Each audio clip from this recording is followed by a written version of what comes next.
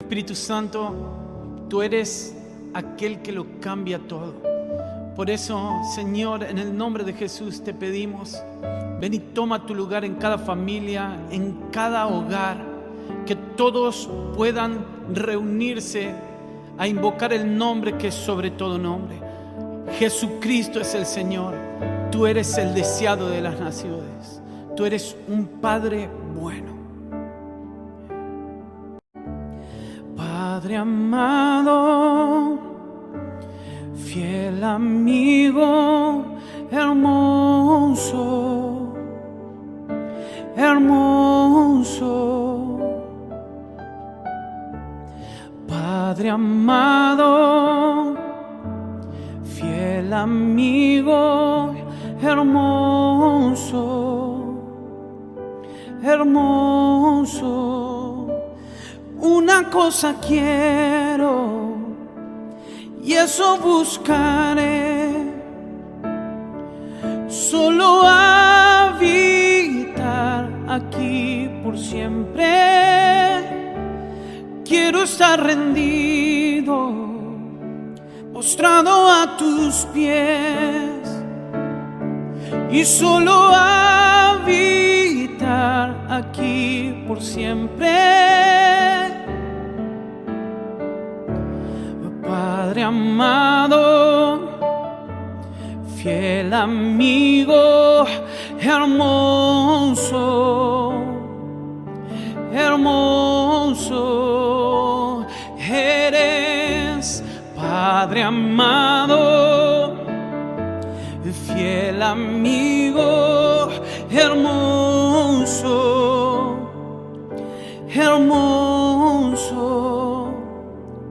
No hay palabras que puedan expresar nuestro amor por ti. Oh, oh, oh.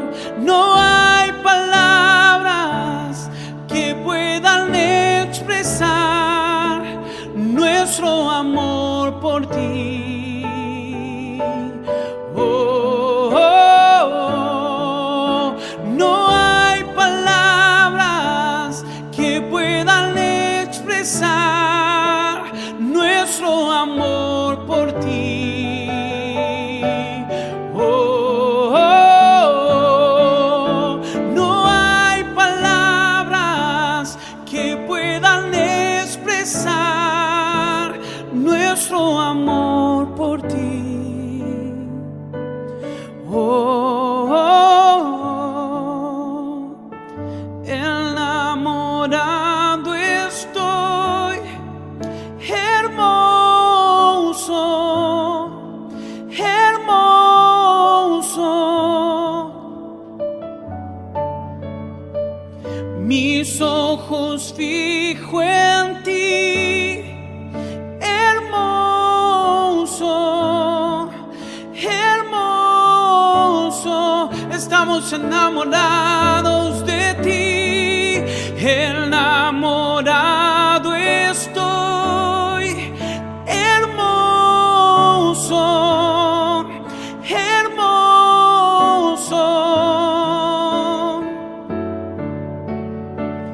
Mis ojos fijo en ti, hermoso, hermoso. Cuando te miro a ti, todo lo cambias, tú me cautivas. Nunca seré igual cuando te miro a ti, todo lo cambias, tú me cautivas.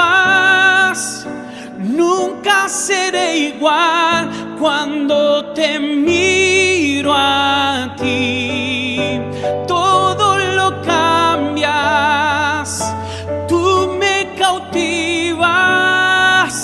Nunca seré igual cuando te miro a ti, todo lo cambias, tú me cautivas.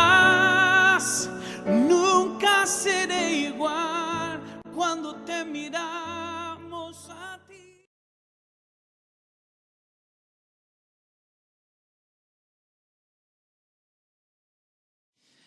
Hace algunos años el Señor me desafió a salirme de ver la familia y ver el matrimonio desde el plano natural y empezar a incursionar, empezar a preguntarle al Señor que me mostrara sus diseños y a entender más la familia y el matrimonio desde la eternidad de Dios. Y el Señor me llevó en un camino, como familia, nos llevó a todos en realidad en un camino muy lindo, por ahí un poco turbulento, un poco doloroso en algunos procesos, pero en realidad fue muy bueno hacer esa transición a entender las cosas desde la perspectiva de Dios. Yo me acuerdo, este año se cumplen 21 años de mi profesión como psicólogo y me acuerdo que en más de una oportunidad en mi consultorio me encontré con gente que me hablaba acerca de sus hijos y de las generaciones totalmente desde el plano natural. Gente cristiana que le decía a su hijo, no estudies tal cosa porque eso no te va a dar dinero. Suena inocente y suena bien, aparentemente, pero en realidad cuando yo le enseño a mi hijo a no estudiar algo porque no le da dinero, le estoy enseñando a mi hijo a manejarse por criterios temporales. La pregunta sería, ¿lo que voy a estudiar va a colaborar con Dios en el avance de su propósito eterno? Entonces lo estudio, no importa si me va a dar dinero o no, porque Dios de alguna manera me va a proveer, me provee Dios, no el trabajo ni lo que estudié.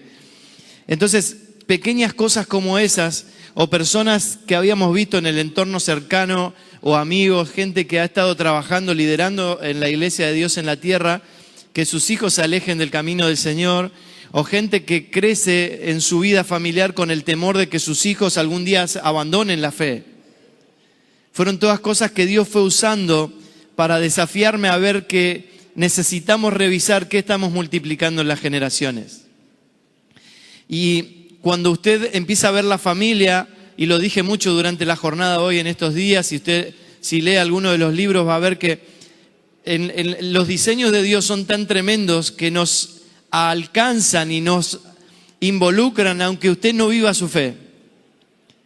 Le doy un ejemplo. Obviamente que cuando uno se alinea a lo eterno, uno se alinea a la espiritualidad y vive el diseño de Dios, uno puede disfrutar de la mano de Dios de todo lo que eso implica y vivir el orden que Dios diseñó para nosotros, como matrimonios, como familias, como personas. Pero una persona que no conoce a Dios y le dice a su hijo, no vayas a tal iglesia o no te acerques a los pastores porque son unos chantas que te roban los diezmos. ¿Qué está haciendo esa persona con su hijo? Está multiplicando algo en sus generaciones, está multiplicando una persona que va a vivir sin Dios, está multiplicando una persona que va a vivir sin fe, porque es imposible que usted se pase la vida sin multiplicar algo en las generaciones. Porque ese fue el diseño de Dios. Dios estableció el multiplícate en el Génesis y le dijo a la gente, al primer matrimonio, que multiplique lo eterno en las generaciones. Y ese es un diseño que está en la médula espinal de la familia y que aunque la familia no viva su vida cristiana, o viva su vida cristiana a medias, o viva solo una vida religiosa, esa familia algo va a multiplicar en las generaciones. Ahora, ahora enseguida vamos a ver tres cosas muy importantes que una familia que multiplica lo eterno lo entiende. Si usted se pone a ver la mayoría de las familias cristianas y el estado de la iglesia hoy en día y el estado de la sociedad hoy en día nos refleja que en algún lugar del camino nos hemos corrido de los diseños de Dios. Si usted se pone a tomar una sopa con el tenedor en su casa, ¿qué sucede? No se va a poder, ¿no? Va a estar un rato renegando y después va a agarrar el plato y se lo va a tomar como si fuera una taza. Porque el tenedor no tiene el propósito de que usted lo use. No fue diseñado con el propósito de tomar una sopa. El tenedor fue diseñado para pinchar un trozo de comida. Si es carne, mejor, ¿no? Con todo respeto a los vegetarianos. Alguien dijo amén por ahí. Entonces, ¿qué pasó? En el camino nos corrimos del diseño, en el camino nos corrimos de entender de qué se trata. Y hoy, el estado de nuestras familias, el estado de la iglesia, el estado de la sociedad nos indica que nosotros no entendemos algunas de las cosas que Dios espera que entendamos. Porque si las entendiéramos todo estaría mejor o estaría diferente. ¿Qué le quiero decir con esto? Por ejemplo, usted va a ver ahí en la primera placa que la familia fue diseñada por Dios como analogía de su familia. Dios diseñó la familia natural para que refleje realidades espirituales, que refleja su familia, que es la iglesia. Esto lo trabajamos en la tarde, no voy a volver sobre esto. Pero si usted no entiende que su matrimonio fue diseñado para reflejar la unión de Cristo y la iglesia, si usted no entiende que su familia fue diseñada para reflejar a la familia de Dios, que es la iglesia en toda la tierra, usted no entiende de qué se trata la familia. Y entonces, si usted no está multiplicando lo eterno en las generaciones, lo que usted va a hacer es multiplicar lo temporal en las generaciones. Por ejemplo, decirle a su hijo que no estudie algo porque no le va a dar dinero. Eso es temporal. Cuando usted no entiende que estamos llamados a reflejar realidades espirituales, usted va a vivir en el plano temporal. Y el plano temporal está marcado por las emociones, el plano temporal está marcado por las circunstancias, el plano temporal está marcado por el primer Adán, que es alma viviente. Pero el plano eterno tiene que ver con la obra de la cruz, el plano eterno tiene que ver con Cristo, el plano eterno tiene que ver no con estar disfrazados de cristianos, sino con estar revestidos de Cristo, como dicen las cartas apostólicas. Pero nosotros, y quiero que usted entienda esto no es un reto, un regaño, no es un palazo en la nuca en esta noche. Esto es algo que Dios trae a nuestra vida en esta noche. A modo de reflexión, no es una crítica a la iglesia, no es una crítica a la historia, no es una crítica a nuestra propia familia, yo soy 3 generaciones de creyentes, sino que es un desafío que el Señor nos trae en esta noche para revisar cómo está configurada nuestra mente, cómo está configurado el evangelio que creemos, cómo está configurado nuestra manera, los argumentos que están en nuestra vida, porque eso es lo que vamos a multiplicar en las generaciones. Entonces, mire, por ejemplo, usted tiene 3 cosas fundamentales que tiene que entender como familia. En primer lugar, ¿qué es propósito eterno? Si usted le pregunta a 8 de cada 10 cristianos en el mundo hoy, no le saben definir qué es el propósito eterno. Y todas las escrituras hablan del propósito eterno. Toda la historia empezó con el propósito eterno. Y si es propósito eterno, significa que siempre estuvo. Que estuvo antes que nosotros, que está hoy y va a estar después de nosotros. Usted y yo no podemos ignorar qué es el propósito eterno. Porque si lo ignoramos vamos a estar dedicados a propósitos temporales. Otra cosa que entiende una familia que multiplica lo eterno es en qué pacto han nacido. Si usted se acuerda de la historia de Noé, Dios se le acerca a Noé y le dice, esto está pasando en el mundo, tu generación está de esta manera. Le hace un diagnóstico generacional, le dice a Noé qué es lo que él va a hacer al respecto de esto y le dice a Noé cómo él y su familia tienen que ser colaboradores de Dios en eso que Dios iba a hacer. Dios estaba obrando de una manera, estaba actuando de una manera. Y Dios le dice algo muy interesante, dice, toda la humanidad es tendiente al mal. ¿Usted puede reconocer eso en la humanidad?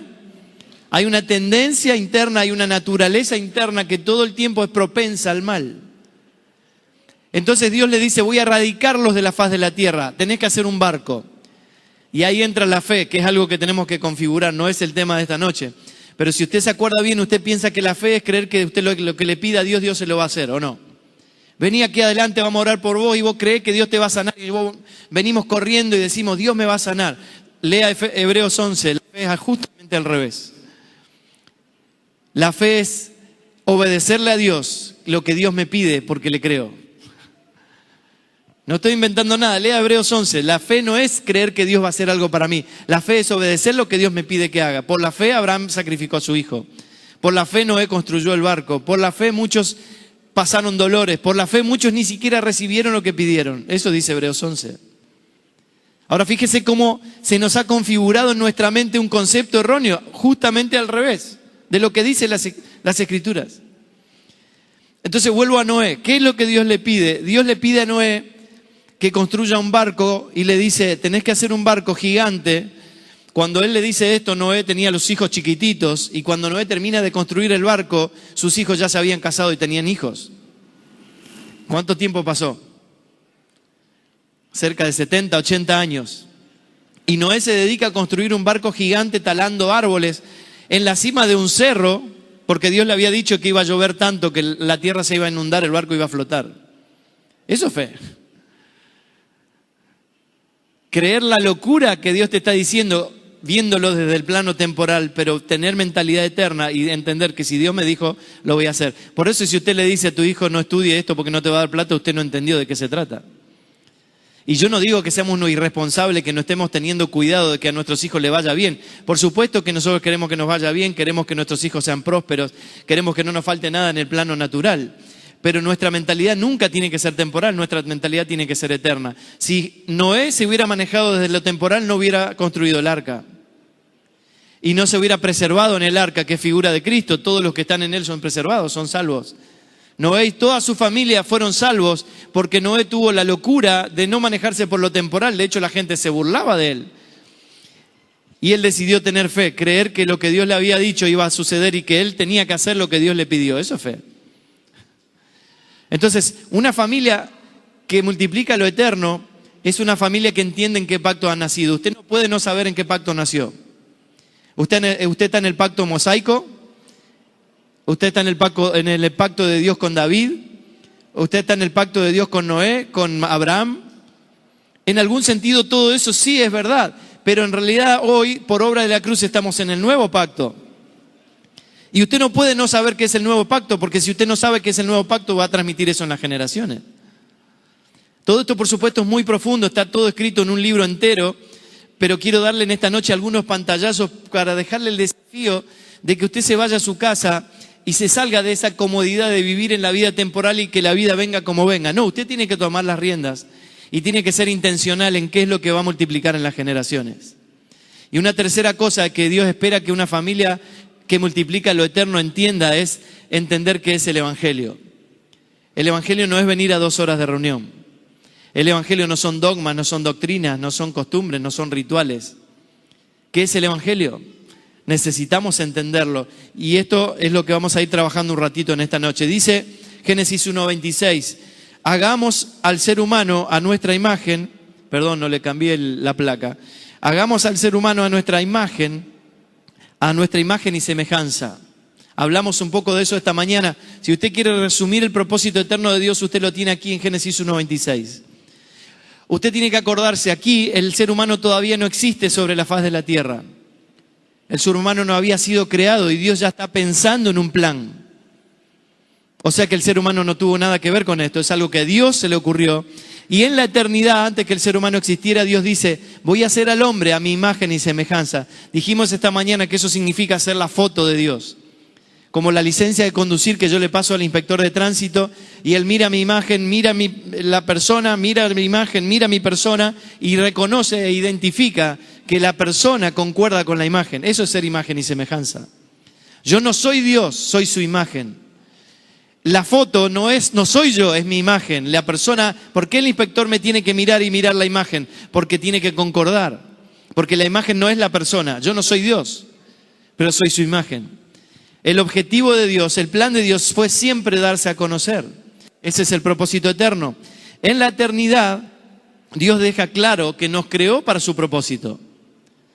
Por eso el salmista después dice, Dios cumplirá su propósito en mí. El salmista pudo ver esto. Y pudo entender que Dios nos creó, Dios creó al ser humano, Dios creó el primer matrimonio para su propósito.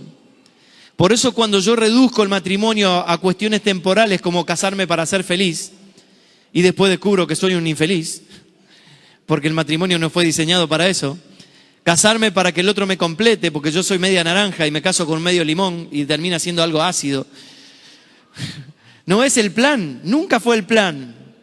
Porque se trata de su propósito y Dios diseñó algo perfecto y completo. Yo no estoy incompleto, menos ahora por la obra de la cruz. Estoy completo en Cristo, no necesito que nadie me venga a completar. Sí necesito a alguien que sea mi complemento, mi ayuda, mi compañera de propósito con la cual llevamos adelante el avance de la verdad en las generaciones. Pero si yo ignoro el propósito eterno, si ignoro que Dios nos creó para hacer su expresión en primer lugar en la casa, lo que va a suceder es que no voy a estar transmitiendo, no voy a estar multiplicando lo eterno en las generaciones. Entonces es fundamental que usted y yo nos dediquemos a entender qué es propósito eterno.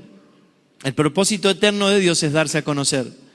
Y si usted lee Romanos 1, acuérdese que dice que nadie tiene excusa porque a través de la creación Dios se dio a conocer. Y no pueden decir que no conocen o no saben que Dios existe. Entonces, lo que necesitamos es entender que fuimos diseñados para hacer su expresión. Entonces la pregunta es, ¿qué expresamos? Si somos sinceros en nuestra casa, ¿qué estamos expresando? ¿El carácter europeo que recibimos por herencia o estamos expresando el carácter de Cristo? ¿Qué estamos expresando? ¿Qué le expresamos a nuestra esposa? ¿Qué le expresamos como esposos a nuestros hijos? ¿Qué expresamos como familia a los vecinos? ¿Qué expresamos como familia de esta ciudad?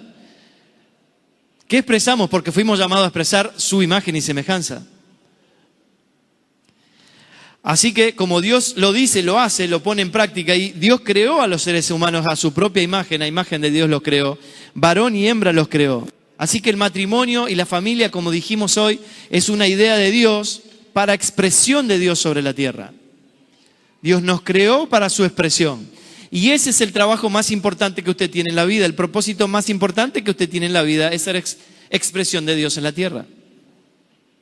A eso usted le puede agregar diferentes asignaciones, usted le puede agregar ser maestro, ser profesional, ser abogado, ser ama de casa, ser lo que usted quiera. Pero en todas esas áreas usted está llamado a ser expresión de Dios. Ese es nuestro verdadero trabajo. Por eso no tiene tanta importancia si yo voy a estudiar algo que me va a dar plata o no, porque lo que sí es importante es que yo entienda que lo que voy a hacer lo exprese a Él.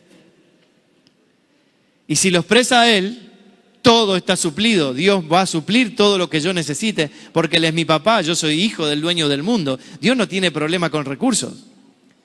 Había 2 millones de judíos, de israelitas en el desierto, muertos de hambre, quejándose de las migajas que comían en Egipto, y Dios dice, bueno, ok, que llueva pan, y llueve pan.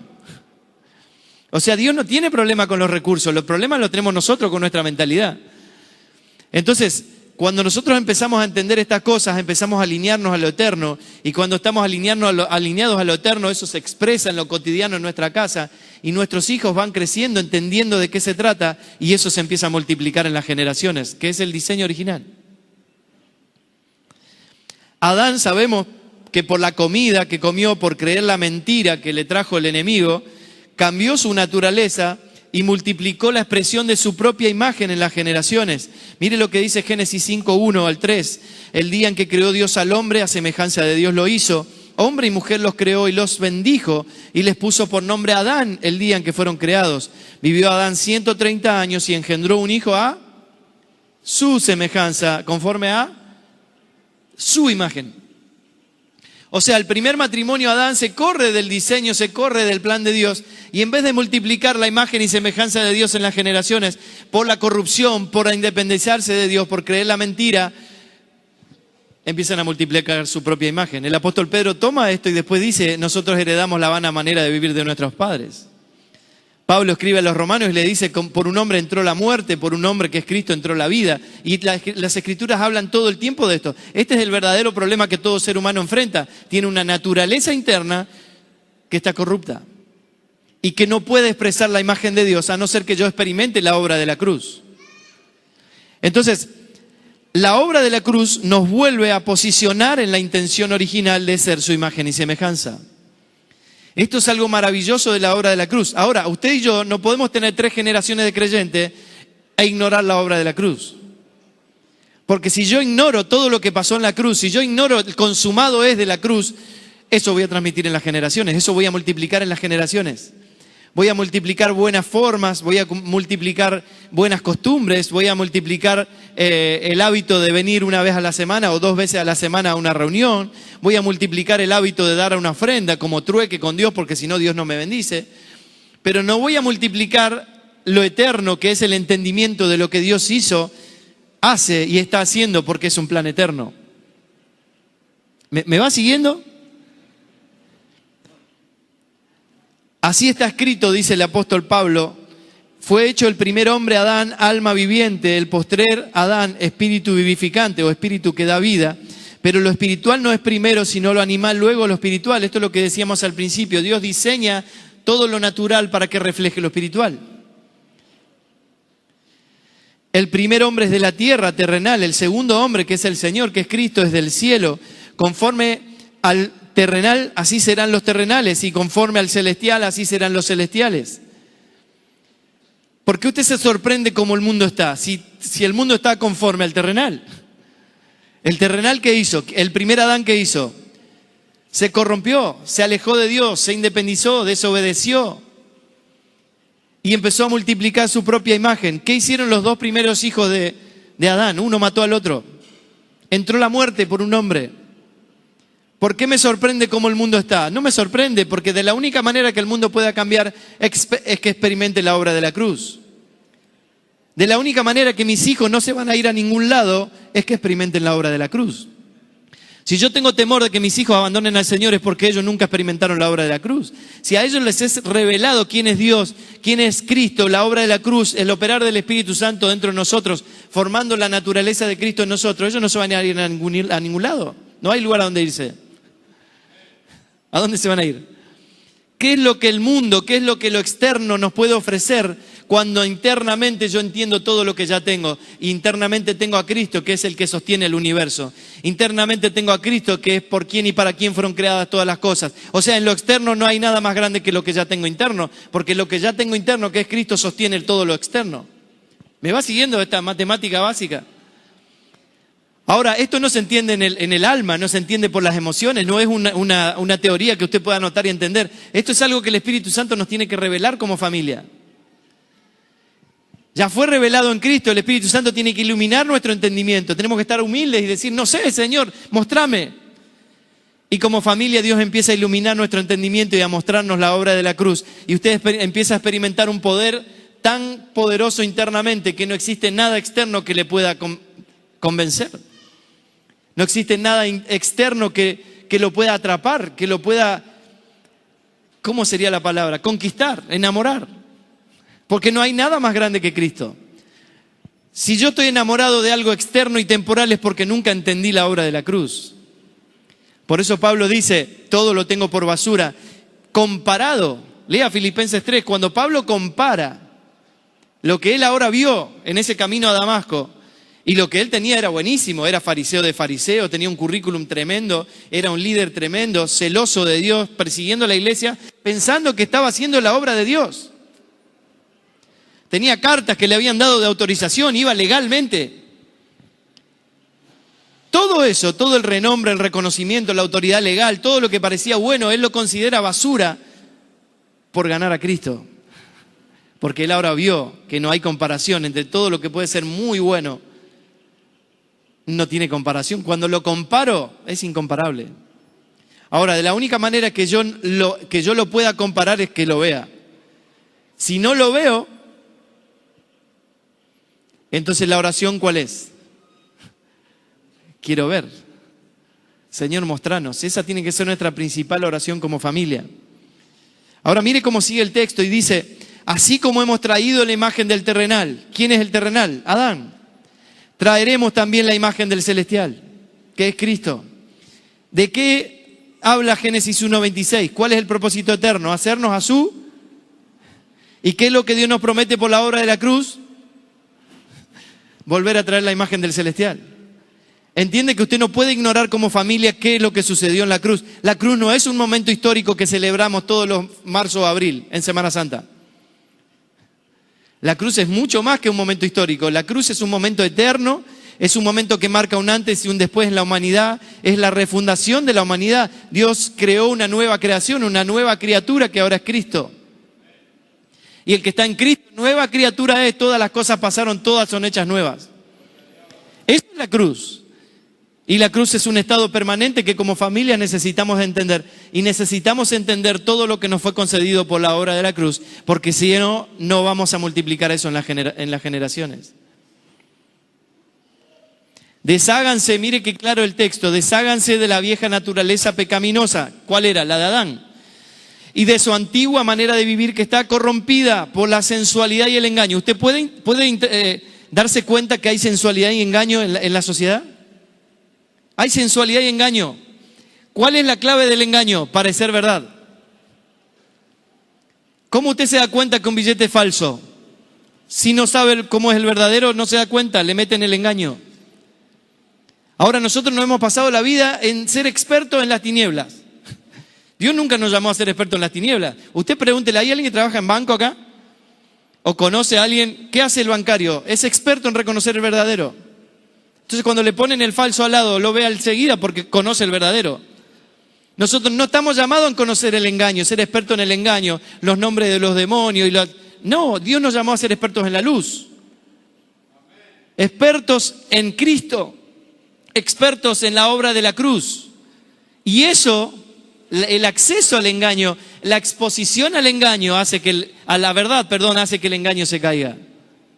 Entonces, tenemos que salir, dice Pablo, de la vieja naturaleza corrompida por la sensualidad y el engaño. En cambio, dejen que el Espíritu les renueve los pensamientos y las actitudes. Pónganse la nueva naturaleza creada para ser a la semejanza de Dios, quien es verdaderamente justo y santo. ¿De qué se trata el propósito eterno? Génesis 1:26. De haber sido creados a su imagen y semejanza. ¿Qué es lo que nos ofrece la obra de la cruz? Traer la imagen del celestial, revestirnos de Cristo y ser a semejanza de Dios. La cruz, como familia, nos da el acceso a volver a las intenciones del diseño original. Usted no puede ignorar esto, porque ese es el propósito eterno. Y si usted lo ignora, usted va a transmitir en las generaciones propósitos temporales, propios, que perecen, que son discutibles, pueden ser muy nobles, pueden tener muy buenas intenciones, pero si no son el propósito eterno, son temporales, y ahí se quedan. La fama, mucho dinero. Si no sirve para hacer famoso a Dios y que su propósito eterno siga avanzando en las generaciones, no tiene ningún sentido. Y usted y yo como familia no podemos ignorar esto, porque para Dios somos grato olor de Cristo entre los que se salvan y entre los que se pierden. Para esto ciertamente olor de muerte para muerte y para aquellos olor de vida para vida. ¿Qué somos para Dios? Olor de Cristo. ¿Qué es lo que Dios está buscando oler en nosotros? A Cristo. ¿Cómo puede oler Dios a Cristo? Que Adán muera. Y eso produce la obra de la cruz. Si usted y yo seguimos operando en la naturaleza de Adán y sigue saliendo de nosotros corrupción, sigue saliendo de nosotros rivalidad, enemistad, competencia, muerte, ira, contienda, divisiones, pleitos. ¿Qué es lo que huele Dios? No huele a Cristo, porque eso es fruto de la carne es Adán. Y la obra de la cruz nos hace libre de la naturaleza de Adán. Dios ya por la obra de la cruz nos hizo libre de la esclavitud del pecado, dice Romanos. Ahora lo que Dios está haciendo es formando a Cristo en nosotros. Y el primer lugar donde se tiene que notar esto es en nuestra casa. Es la familia la que tiene que experimentar la obra de Cristo en nosotros. Que nuestros hijos vean a Cristo en nosotros. Que mi esposa me pueda ver y ver a Cristo en mí. Porque si no ve a Cristo en mí, no hay término medio. Para Dios hay solo dos cosas. Está el primer Adán o el postrer Adán. El árbol de la vida o el árbol del conocimiento del bien y del mal. La naturaleza de Adán, la naturaleza de Cristo. El fruto de la carne o el fruto del Espíritu. No hay otro término medio. Yo me puedo llamar cristiano, pero puedo estar operando en Adán. Dios lo huele. Lo acabamos de leer acá en 2 Corintios capítulo 2. Entonces necesitamos ocuparnos como familia que Dios cada día pueda oler en nosotros más a Cristo. ¿Amén? ¿Sigue conmigo todavía? Eso es un pequeño resumen de lo que es propósito eterno, que le animo a que usted siga investigando y siga estudiando. Otra cosa que dijimos que una familia que multiplica lo eterno entiende es en qué pacto han nacido. Yo no puedo seguir pidiéndole a Dios cosas que Dios ya no hace. Dios es todopoderoso, es omnipotente, omnisciente, omnipresente, pero hay cosas que Dios ya dejó de hacer porque lo hizo en la obra de la cruz. Dios antes tenía un templo, un lugar a donde la gente iba una vez al año y tenía un sacerdote que entraba una vez al año a ofrecer un sacrificio. Eso Dios ya lo resolvió en la obra de la cruz. La obra de la cruz fue el sacrificio y a partir de la obra de la cruz, usted y yo somos el templo donde Dios habita, usted y yo somos el sacrificio, usted y yo somos sacerdotes que ofrecemos nuestra vida, nuestro cuerpo como sacrificio vivo y santo agradable a Dios. Que encima dice Romanos 12 que es el culto racional. Si es culto racional, ¿qué quiere decir? Que hay un culto que es irracional. O sea, loco. ¿Usted qué culto le quiere ofrecer a Dios? ¿Culto racional o culto irracional? Dios nos llama a ofrecer culto racional. Tengo que saber de qué se trata. Entonces yo no puedo decirle a Dios que llene este lugar como si esto fuera el templo. Esto no es el templo, esto es un auditorio. Estos son ladrillos que construimos, que alberga no sé cuántas, 1000 personas. Para que juntos ministremos al Señor. El templo somos nosotros, la iglesia somos nosotros. Esto es todo escritura, está escrito, usted tiene que leerlo y entenderlo. No vamos a la iglesia a encontrarnos con Dios, nosotros somos la iglesia. Y ya tenemos a Dios en nosotros. Si Dios está perdido, no, Dios no está perdido, nosotros estamos perdidos. No entendimos de qué se trata. Ahora fíjese que parece tan inocente y parece tan sencillo, pero si yo no entiendo claramente esto, voy a multiplicar esto en las generaciones. porque necesito entender en qué pacto nací. El pacto en el que nací se llama Nuevo Pacto y empezó en la obra de la cruz. Usted tiene, como dijimos esta tarde, un panorama bíblico para poder entender la Biblia muy sencillamente. En la Biblia Cristo fue anunciado de Malaquías para atrás, de la obra de la cruz para atrás, Cristo fue anunciado. Y después, en el año 0 de nuestro calendario, tenemos la encarnación del Cristo eterno en el Jesús de Nazaret, el Jesús judío, que habitó el vientre de María y que nació como un bebé humano, 33 años. Y después de la obra de la cruz, recién acabamos de leer que Cristo es espíritu vivificante, que es impartido en todos los creyentes. Y usted tiene un panorama bíblico y ve la centralidad de Cristo en las Escrituras. Cristo fue anunciado por los profetas, por las sombras, por las figuras.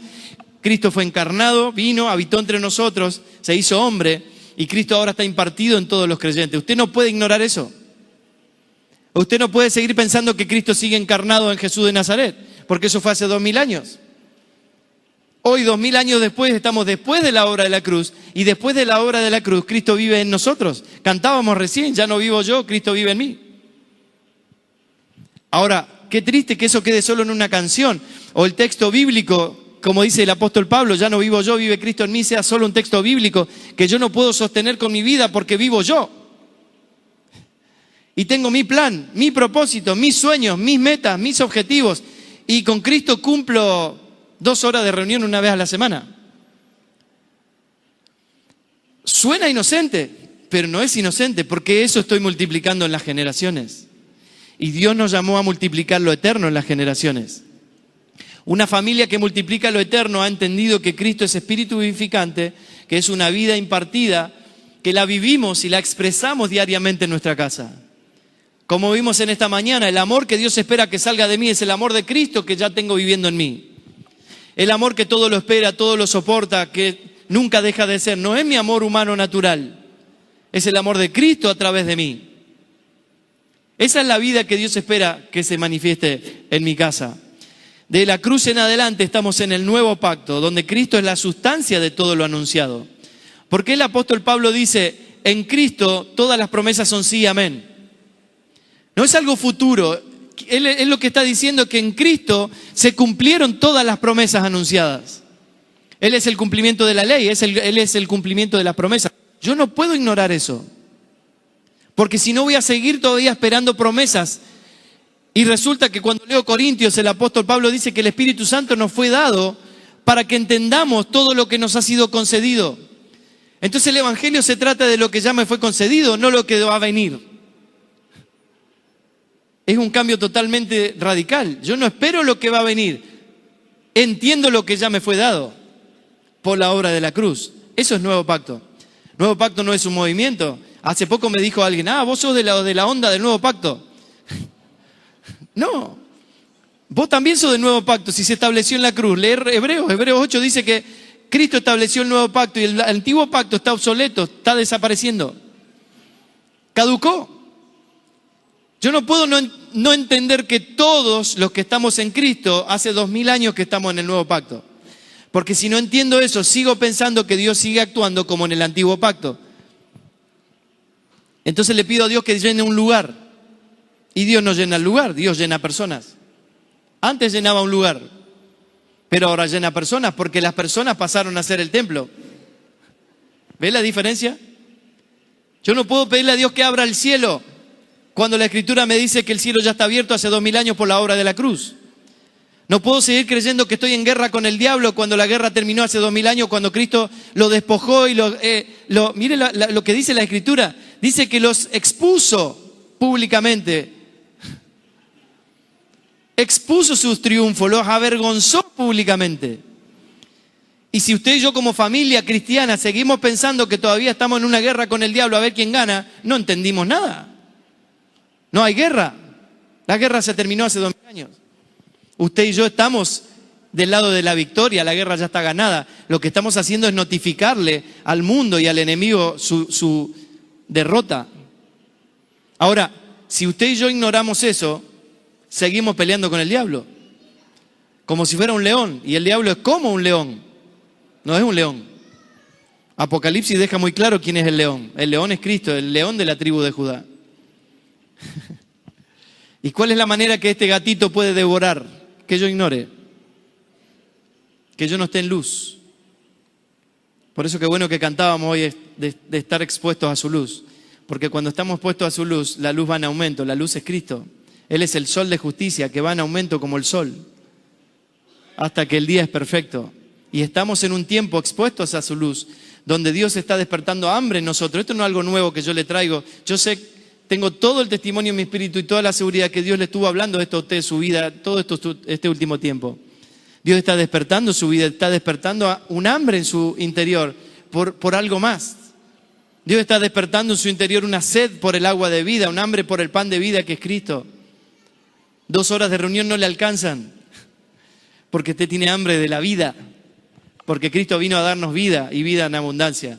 Cuando nuestros hijos crecen en un ambiente donde la vida se desarrolla, nuestros hijos no se van a ir nunca a ningún lado.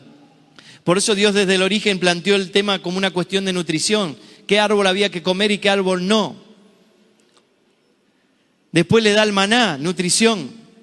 Después Jesús viene y dice, yo soy el verdadero maná que bajó del cielo, el que de mí come no va a tener nunca hambre. Es nutrición, lo que yo como se transforma en vida.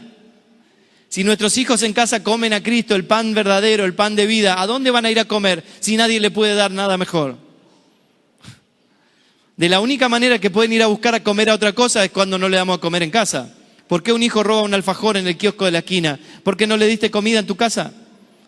¿Tiene hambre? ¿Por qué un hijo puede irse de la fe, puede irse del Señor corriendo tras el engaño y la seducción del mundo? Porque no experimentó el pan en su casa, que es el pan de vida, que es Cristo. Y ese es nuestro llamado como familia. Conocer en qué pacto estamos, conocer que Cristo en el nuevo pacto es la sustancia de todo lo anunciado. Yo no estoy esperando una promesa porque Cristo es el cumplimiento de la promesa y ya lo tengo en mí. No estoy esperando que Dios me bendiga porque Dios ya me bendijo en Cristo con toda bendición espiritual en los lugares celestiales. No estoy esperando ser amado porque Dios ya me amó en Cristo y nada me puede separar de ese amor. ¿Ves la diferencia entre esperar y ya tenerlo? Entonces cuando yo entiendo el nuevo pacto, entiendo que en la obra de la cruz ya se me dieron todas las cosas y yo estoy completo en Él. Ahora tengo que ir a buscar entender de qué se trata y transmitirle eso a nuestros hijos. Vivimos en Cristo como una posición. Estar en el nuevo pacto es estar en la posición de hijos, estar en la posición de regenerados, en la posición de justificados, de reconciliados, de aceptos, de amados, de benditos, de completos. Lea las cartas apostólicas, usted va a ver una y otra vez que dice, nos fue dado, hemos sido hechos, nos hizo en Él, en el amado, en Cristo. Cuando yo estoy en Cristo y estoy en... Perdón, lo apagué. Si la Biblia representa a Cristo y yo pongo ¿cómo se llama? Puntero, gracias. Lo pongo adentro. Literal, Cristo abrió el camino, estaba cerrado, ahora se abrió, se rompió el velo. El puntero soy yo, lo pongo adentro de Cristo y todo lo que le pasa a Cristo me pasa a mí. Pasó a ser uno. Cristo es amado por el Padre, somos aceptos en el amado. Cristo es el amor de Dios. Cristo es a quien Dios ama. Cristo es a quien Dios ve. Y yo estoy en Cristo. Y las Escrituras hablan todo el tiempo de esto. Estamos en Cristo, en Cristo, en Cristo, en Cristo. ¿Entiende cómo funciona? Pero no es un entendimiento de teoría, es un entendimiento en el Espíritu. Que es mi oración en esta noche, que el Espíritu Santo esté abriendo sus ojos, esté iluminando su entendimiento y lo pueda ver. Familias que multiplican lo eterno entienden en tercer lugar qué es el Evangelio.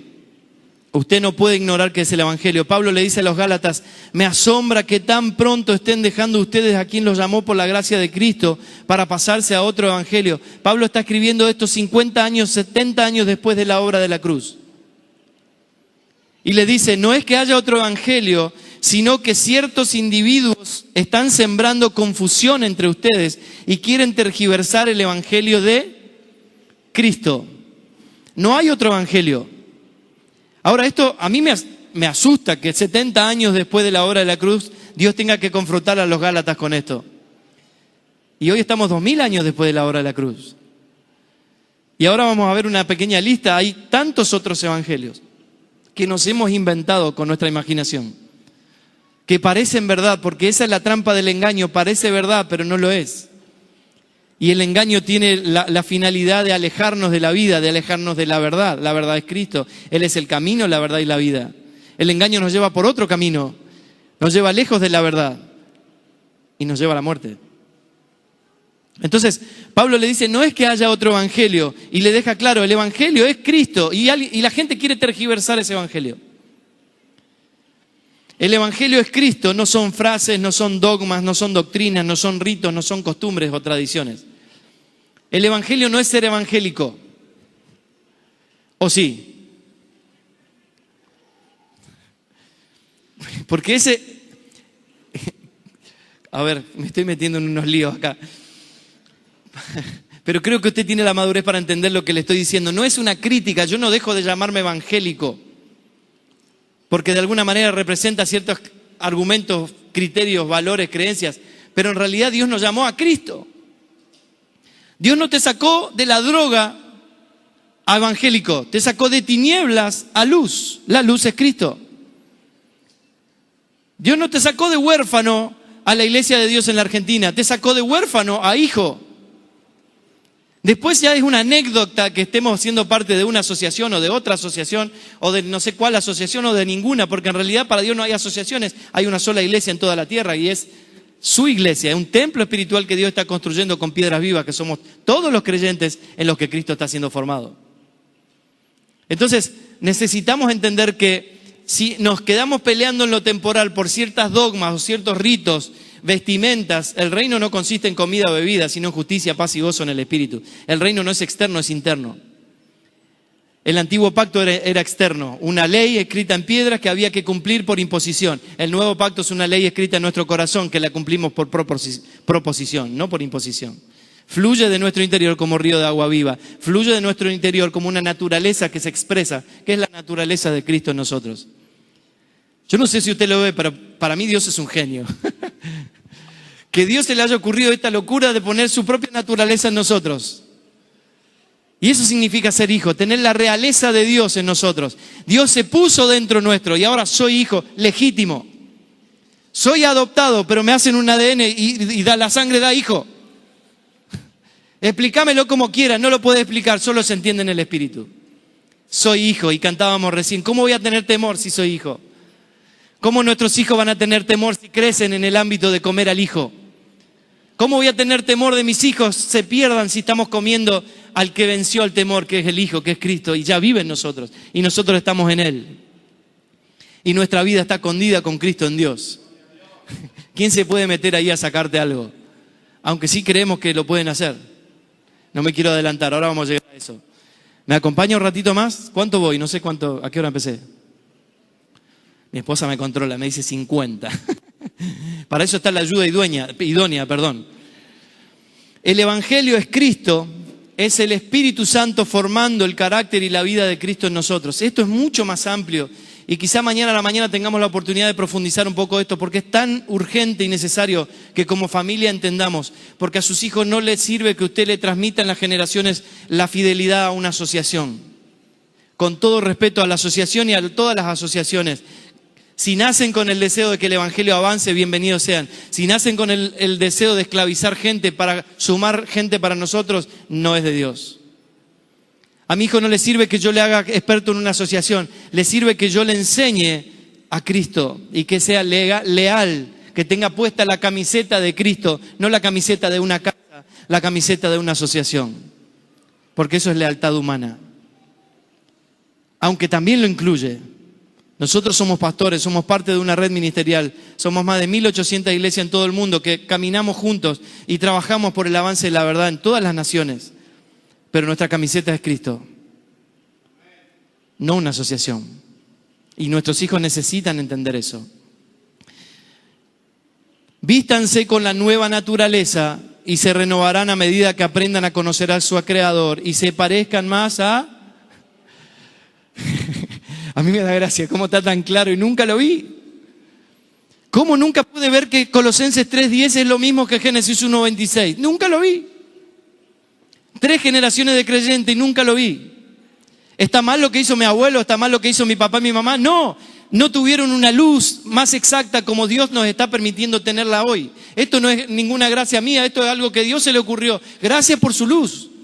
Pero yo quiero trabajar para que esta luz vaya en aumento y poder transmitírsela a mis hijos. Y que mis hijos no tengan duda de qué se trata el Evangelio. El Evangelio no se trata de disfrazarse de cristiano. El Evangelio se trata de vestirse de la naturaleza de Cristo. Y parecernos a Dios, porque el plan eterno, el propósito eterno es ser imagen y semejanza de Dios. En esta vida no importa si uno es judío, gentil, esclavo, libre, circuncidado o inculto. Cristo es lo único que importa y Él vive en todos nosotros. Qué maravilloso evangelio. ¿A dónde nos vamos a ir? ¿A dónde se van a ir nuestros hijos si entienden realmente de qué se trata? ¿Cuál es el eje de la cuestión? No se van a ir a ningún lado. Mire solo una listita rápida de otros evangelios que hemos transmitido en las generaciones. El evangelio de los milagros o sanidades. Y hacemos lemas y hacemos campañas. Y ojo, no estoy diciendo que esté mal. Pero si yo no entiendo la sustancia de lo que es el evangelio, que como vimos es Cristo, voy a hacer de este evangelio un lema y un objetivo. Y va a estar centrado. ¿Sabe qué tiene en común esta lista de evangelios que le voy a mencionar? Que son antropocéntricos, centrados en el hombre y su necesidad. Y el evangelio es cristocéntrico, está centrado en Cristo y en el propósito eterno de Dios, no en el hombre. El hombre tiene el privilegio de ser colaborador de Dios en ese propósito eterno y de disfrutar los beneficios que trae estar colaborando con Dios en ese propósito eterno, aunque Dios no me sane. ¿Cuánta gente experimentó milagros y sanidades caminando con Jesús durante 3 años? Cientos. ¿Cuánta gente hubo a los pies de la cruz cuando Cristo estaba en el pico de su éxito ministerial, la cruz? Porque para Dios el éxito es la cruz, le cuento. ¿Cuánta gente había? Ninguno. ¿Cuánta gente caminó por el desierto experimentando milagros todos los días? Lluvia de pan, lluvia de carne, fuego a la noche, nube de día para no quemarse. 40 años literalmente sin que se gasten los zapatos. ¿Cuánta gente fue transformada? Se murieron todos en el desierto. El apóstol Pablo es más agresivo todavía que esto, más crudo. 1 Corintios 10 dice, y Dios no se agradó de la mayoría de ellos.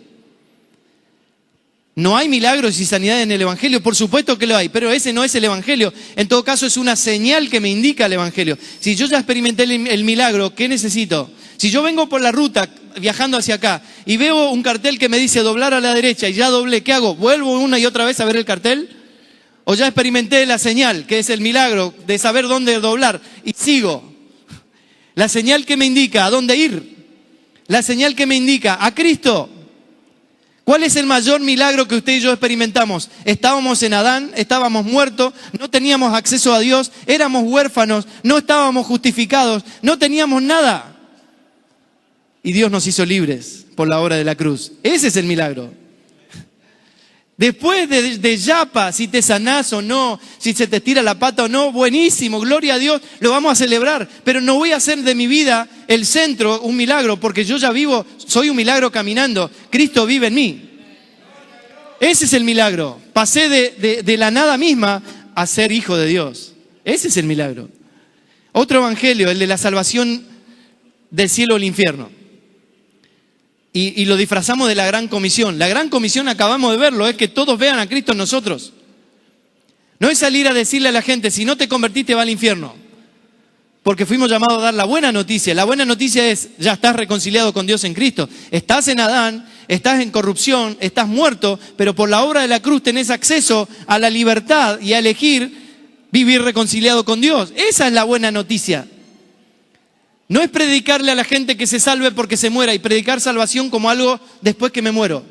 Y mientras tanto vivo como puedo, voy sobreviviendo y doy el testimonio pésimo que me sale porque el evangelio que recibí es para después que me muera.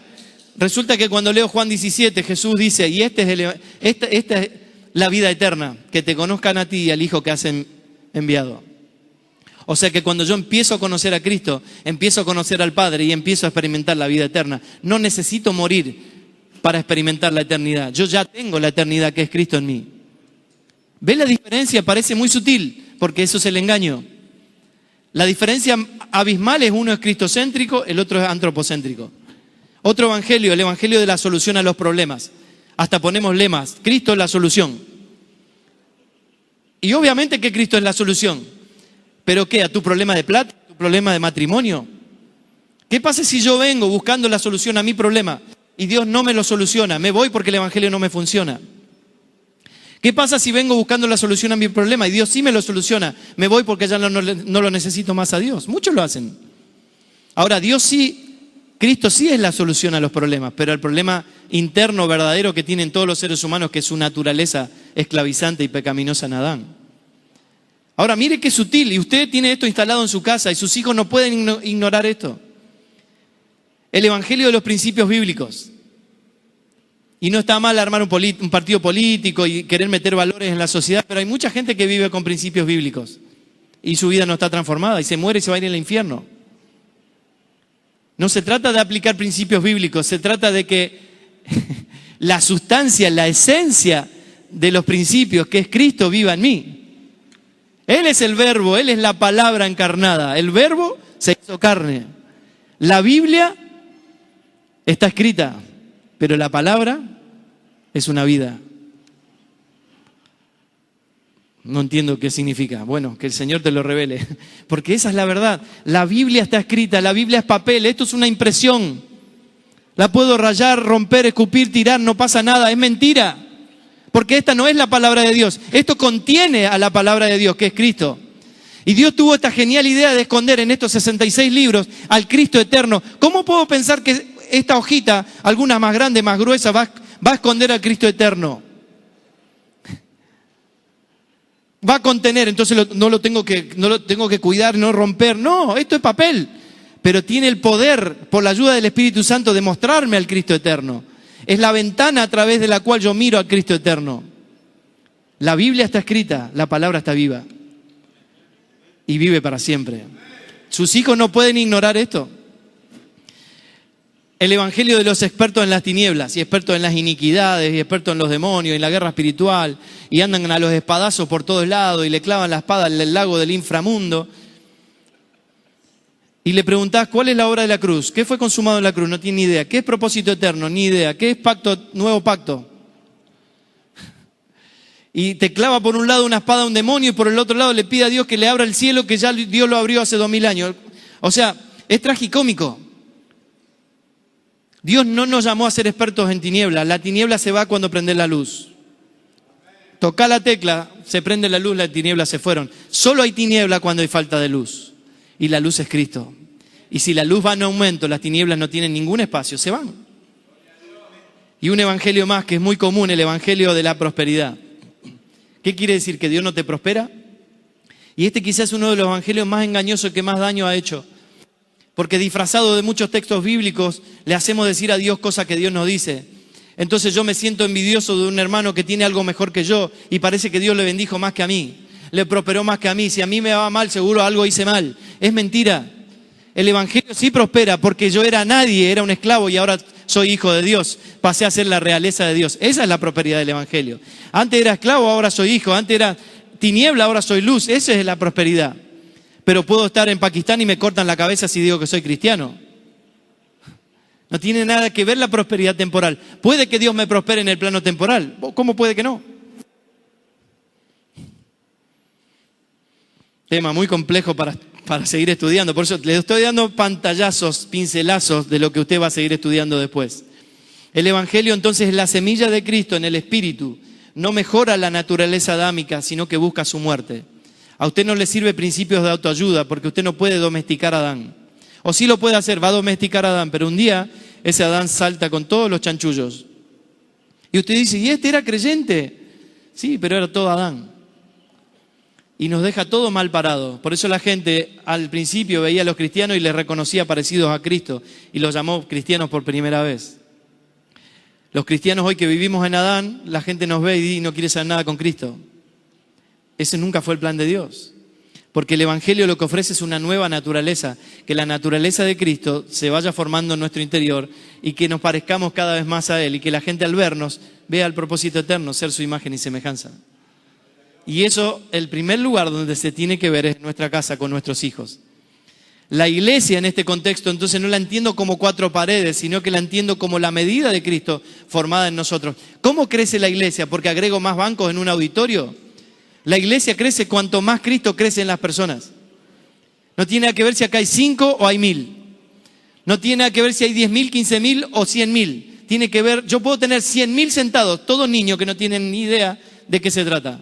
O puedo tener 5 que entienden la vida de Cristo y Cristo crece en ellos y son cada día más parecidos a la estatura del varón perfecto y esos 5 te trastornan una ciudad.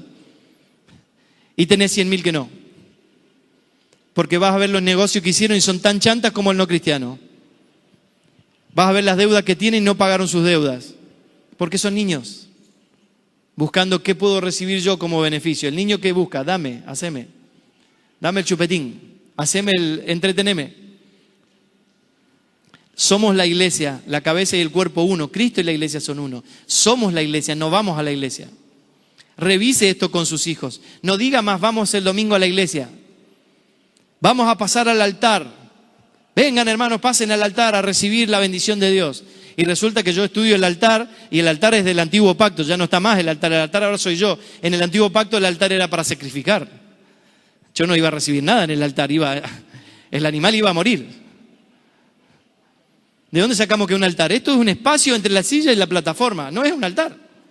Se puede transformar en un altar si yo vengo, me tiro al piso de rodillas y le entrego toda mi vida al Señor. Ahí sí es un altar. Pero yo no vine a recibir nada, que nadie me toque ni me ore, yo vine a darle al Señor. Eso es un altar. Pero Romanos 12 me dice que nosotros somos el sacrificio vivo, santo y agradable a Dios. ¿Ve cómo hay pequeñas sutilezas que necesitamos revisar? Porque si no vamos a multiplicar eso en las generaciones. Acompáñame unos minutos más. Algunos mitos que tenemos en la vida cristiana. Mitos son creencias que parecen verdad pero que no lo son. Una creencia tiene el poder de gobernar mi vida. Ese es el peligro. Si yo creo en algo, eso me gobierna. Y así como le estoy dando algunos ejemplos, mire estos otros. Pedir que se abran los cielos. Como recién dijimos, yo no puedo pedirle a Dios que me abran los cielos que ya están abiertos. Yo no puedo tener una congregación que se llama Cielos Abiertos y adentro estar cantando que se abra el cielo. Y pasa, porque no entendimos que Jesús le dijo a sus discípulos, de aquí en adelante verán el cielo abierto. Se lo dijo a sus discípulos, Jesús en persona. Y la obra de la cruz rompió el velo, partió el velo, no hay más, tenemos libre acceso, no hay más impedimento. El cielo está abierto. Las prioridades, todos con mucha buena intención enseñamos sobre las prioridades, poner a Dios en primer lugar.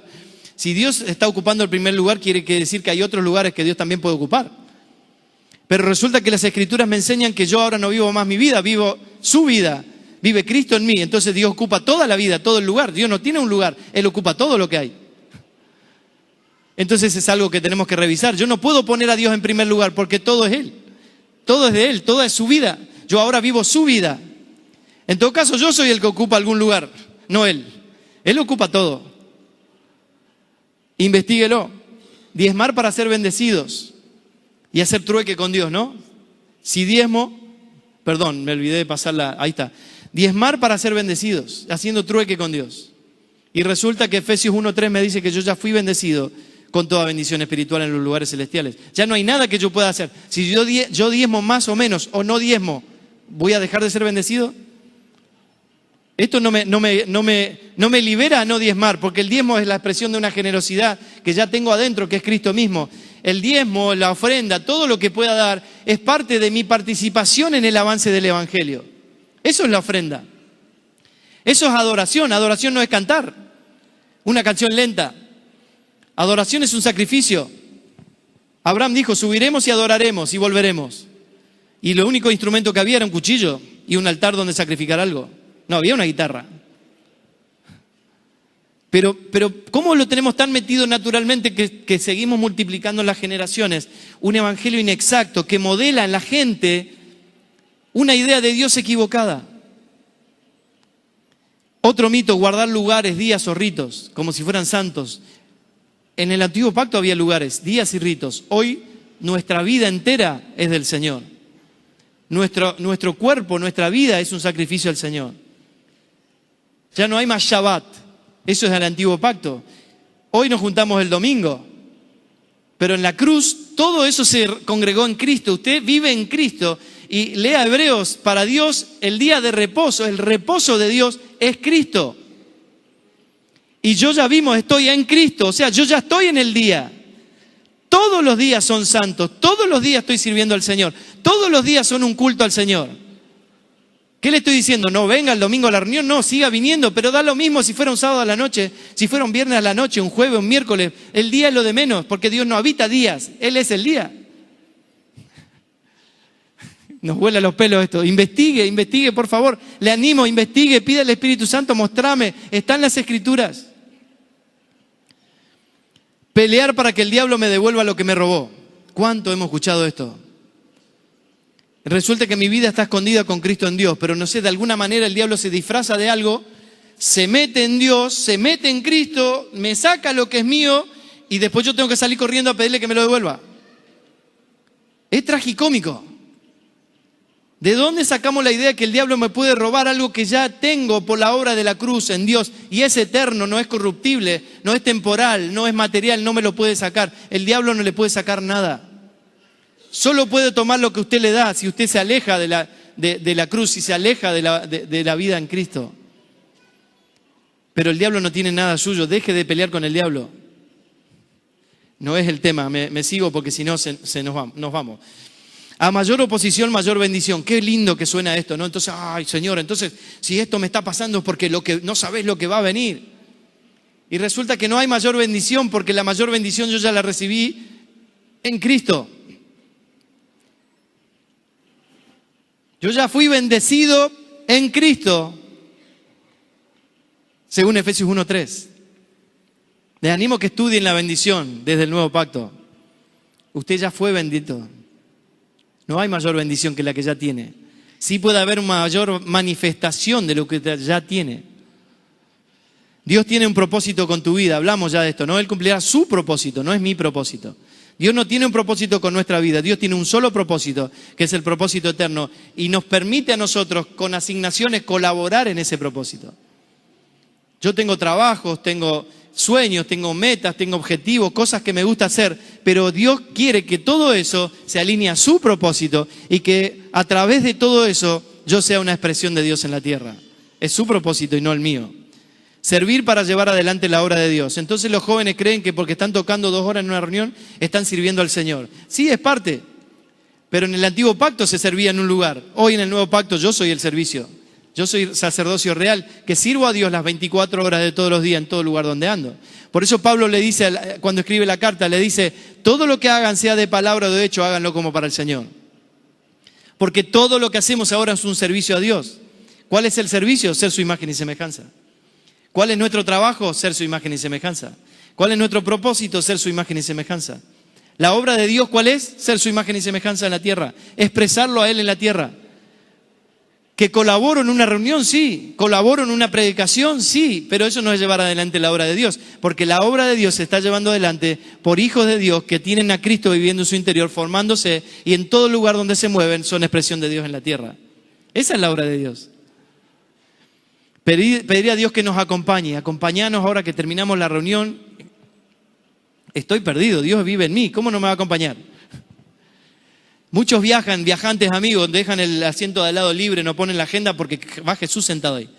Algunos te le ponen el cinturón de seguridad. Otra vez, yo lo he escuchado, tragicómico, porque no entendemos, todavía seguimos pensando como el antiguo pacto, en cuestiones externas, cuando ya lo tenemos interno. Si usted ignora esto, usted va a seguir transmitiendo esto en sus generaciones. Creer que los pastores o líderes son más ungidos. Los que desarrollan la obra del ministerio son los pastores, los que tienen un saquito, un micrófono. Y resulta que todos somos ministros competentes del nuevo pacto. Todos somos ministros, todos somos sacerdocio real, todos estamos llamados a servir al Señor las 24 horas de todos los días. No hay élite, no hay jerarquía, sí hay madurez, mayor o menor. Hay gente que tiene más luz o menos luz en cuanto al entendimiento del misterio de Cristo, pero no hay jerarquía. En jerarquía somos todos iguales, somos todos hijos de Dios. Todos tenemos el mismo Espíritu Santo. No hay jerarquía, no hay teléfono rojo. Miguel habla con Dios directo y yo tengo que pedirle que Él interceda por mí. No. Eso era en el antiguo pacto. En el nuevo pacto Cristo está en mí. ¿Tengo acceso a Dios directo? Dar gloria a Dios significa una reunión, cantos o aplausos. La gloria de Dios es Cristo. Y la única manera en que yo le puedo dar gloria a Dios es que Cristo sea formado en mí. Porque recién leímos, Dios huele el olor a Cristo. ¿Sabe qué es darle gloria a Dios? Es que Dios lo mire a usted, mire su matrimonio, mire su casa y ve a Cristo siendo formado y creciendo. Y Dios se llena de gloria. Por eso dice que la gloria de Dios cubrirá toda la tierra. Lleno de hijos que portan al Hijo eterno, que crece en ellos. Y esa gloria de Dios, que es su Hijo, expresada en todo lugar. Sé que es muy profundo todo lo que estoy diciendo. Y por favor no lo tome esto como algo sencillo. Es muy profundo, pero quiero dejarle en esta noche como desafío para que usted lo investigue y siga viéndolo. Familias que multiplican lo eterno desarrollan emocionalmente a sus hijos. Y con esto vamos a terminar en esta noche. Usted está llamado a mucho más que solamente a desarrollar las emociones de sus hijos en cuanto a su identidad, en cuanto a su personalidad. Usted está llamado a desarrollar a sus hijos con emociones gobernadas por la vida en el Espíritu. Mire lo que dice el apóstol Pedro, dice, obteniendo el fin de vuestra fe, que es la salvación de vuestras almas. Cuando la Biblia habla de alma, habla de mente, voluntad y emociones, no de espíritu. Por eso Romanos dice que el Espíritu le dice a mi espíritu que soy hijo de Dios. Nosotros somos espíritu, alma y cuerpo. Ese es el orden que Dios estableció. Pedro está diciendo que el fin de la fe es la salvación de nuestras almas. Los profetas que profetizaron de la gracia destinada a vosotros inquirieron diligentemente, indagaron acerca de esta salvación, escudriñando qué persona y en qué tiempo indicaba el Espíritu de Cristo que estaba en ellos. Mire lo que ellos buscaban, entender este misterio que nosotros podemos entender hoy. Y a nosotros nos ha sido revelado. Dice, el Espíritu de Cristo les anunciaba de antemano los sufrimientos de Cristo y las glorias que vendrían tras ellos. Se les reveló que no para sí mismos, sino para nosotros. Administraban las cosas que ahora nos son anunciadas por los que nos predican el Evangelio por el Espíritu Santo enviado del cielo. Cosas en las cuales anhelan mirar los ángeles. Mire la dimensión que tiene la vida en la que usted y yo estamos metidos en Cristo. Los profetas lo querían vivir, Moisés lo quería vivir, David lo quería vivir, ninguno lo pudo vivir y usted y yo lo vivimos. ¿Y usted considera a Moisés más grande que usted? A Josué, David, Jonatán, todos ellos darían toda su fortuna de millones de dólares en oro para vivir lo que usted y yo vivimos. Y usted y yo lo ignoramos.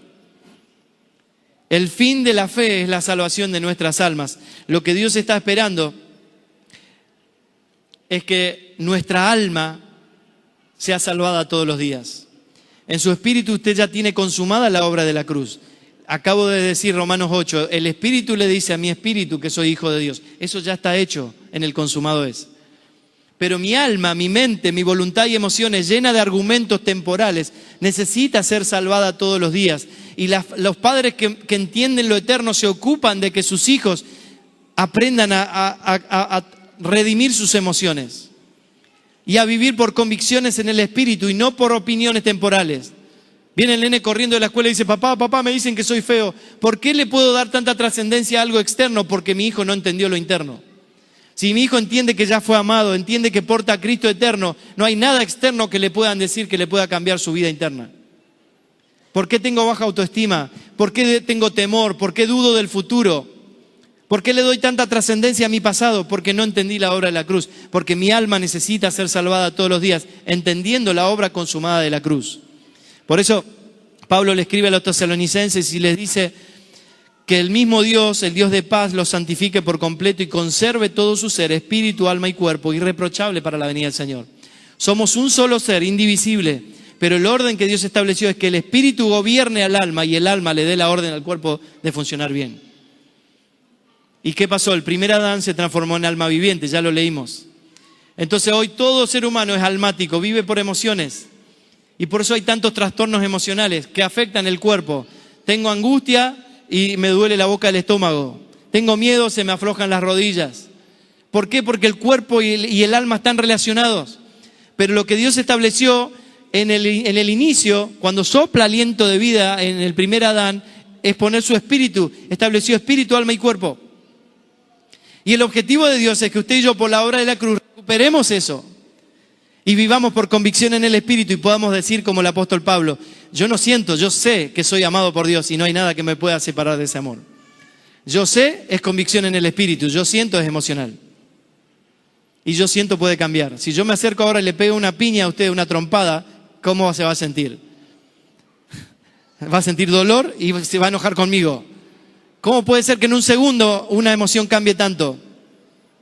Yo no puedo vivir por emociones, tengo que vivir por convicción. Las convicciones son eternas, las convicciones son irrefutables. Las convicciones tienen que ser eternas en Cristo, que no son negociables, no son discutibles, no son relativas.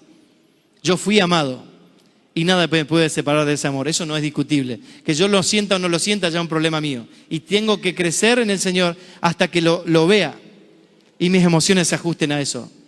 Es mucho más amplio que esto, pero si usted entiende el mecanismo, usted va a estar entrenado para guiar a sus hijos en esto. Entonces, como dije, somos integrales y lo que Dios espera es que espíritu, alma y cuerpo sea el funcionamiento.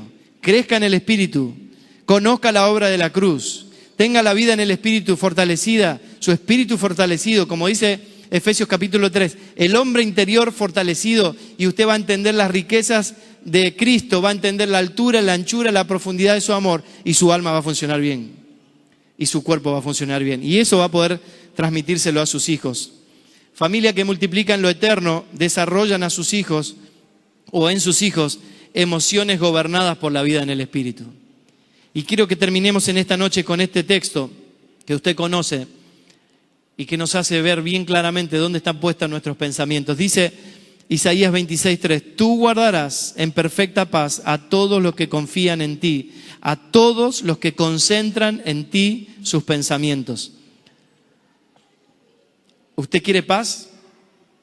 ¿Quiere su familia en paz? Tú guardarás en completa paz a aquel cuyo pensamiento en ti persevera. La pregunta en esta noche es, ¿dónde están perseverando tus pensamientos? ¿Dónde están puestos tus pensamientos? ¿En lo eterno o en lo temporal?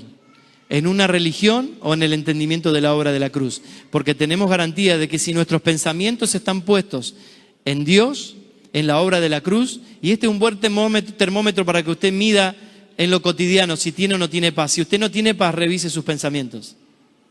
Porque la paz no tiene nada que ver con las circunstancias. En el medio de la tormenta Jesús dormía tranquilamente.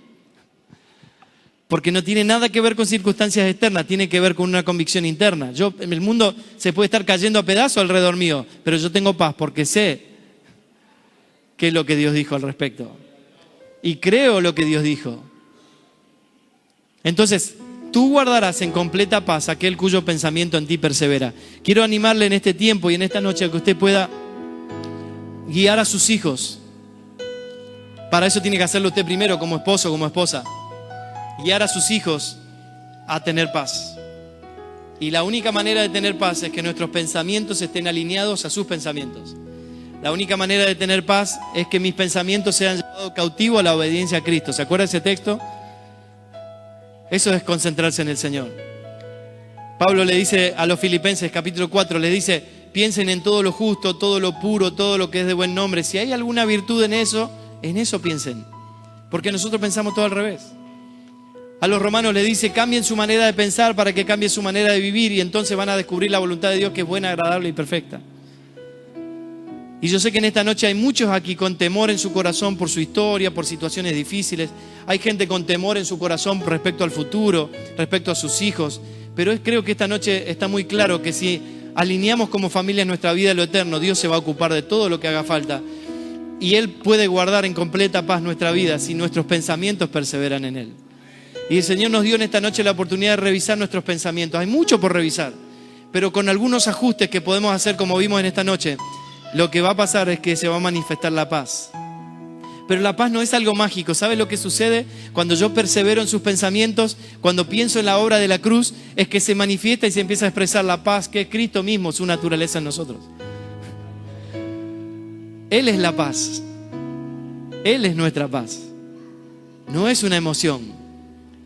No depende de lo externo, es su naturaleza expresándose en nosotros. Así que le voy a animar a que se ponga de pie ahí donde está en esta noche.